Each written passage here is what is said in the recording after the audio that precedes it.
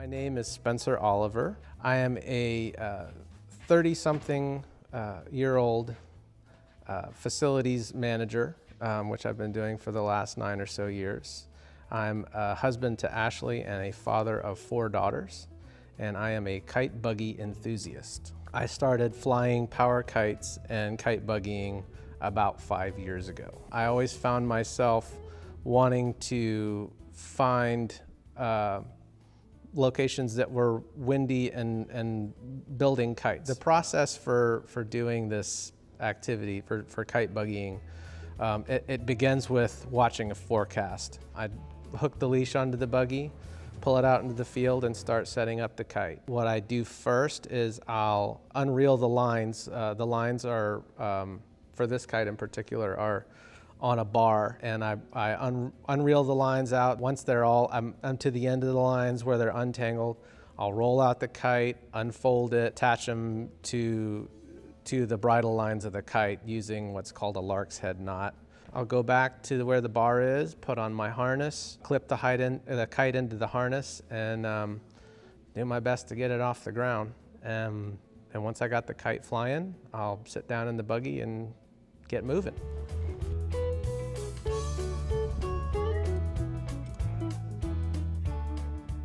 If I go out to the field and I take the time to set everything up and the wind is just pitiful, which is ironically the case quite often here in Atlanta, I will do my very best to get moving. Sometimes you just can't. Other times you can get enough wind to do what you would call static flying, which is basically where you're standing still and flying the kite. If you can't get the kite off the ground, then you're just out of luck. You got to pack up and go home. I've got enough equipment to try, and if there's, you know, the phrase is, if there's a gnat's fart, then I'm going to get this kite in the air and do some flying. So I do my best to if I have the opportunity to go fly, to get something in the air. Outside of just the sheer rush that you can get, the kind of cool, you know, adrenaline rush of going really fast, there's something really satisfying about putting all the pieces together to make it work. Getting moving is fun in and of itself, and continuing to move is it feels like an accomplishment, especially in the crummy Atlanta wind. The things I like are just, you know, there's so much to it. Like I said, putting it all together to get it to work, but then harnessing the wind, it's just fun. I can't even describe it. There's just something, it's one of those things that you just have to do. Some places outside of Atlanta that are really good places for the activity, I go, like I said earlier, I go to St. Simon's and Jekyll Island every spring.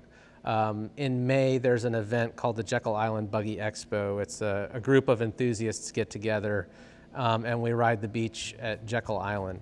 The unique thing about beach riding is the wind is coming off the ocean. A good sea breeze is just unstopped, unchecked. It's turbulence free, and you can, the great thing about Jekyll Island is the beach is, you know, 100 to 200 feet wide and at least 5 miles long.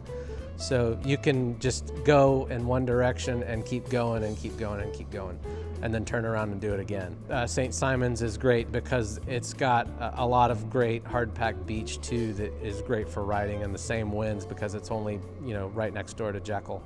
Those two spots are fabulous. Telling you about my buggy. This buggy here is an amalgamation of a lot of different pieces from different places. The side rails, the parts that I sit between, were manufactured by a guy named Stephen Wynn, goes by Van. He had a company where he was producing buggies called Van Tan Tech. He came up with a race-style buggy he called the Stinger, and he sold me, these rails were the prototype rails. I bought them from him for a really good price. Part that goes from between your legs up to the front wheel is called the down tube. I made most of the down tube, actually I made all the down tube myself.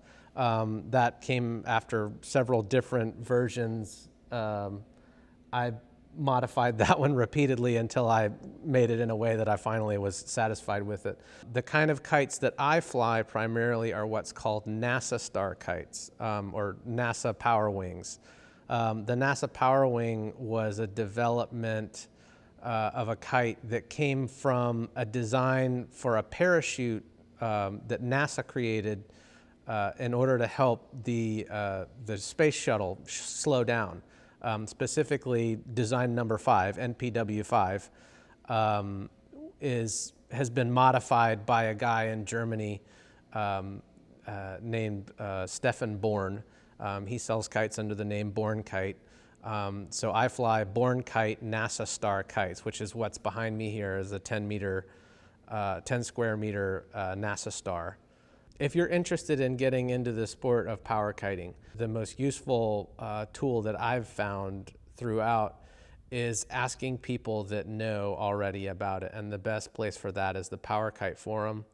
Power Kite Forum is primarily North American based, but there are a lot of people on there from the UK and around the world. There's also an Australian based forum called Extreme Kites. These are really great forums for asking questions. What should I buy to start out? What do I need to look for? How much am I going to spend? Because the sport is very cost prohibitive, but it's a lot of fun.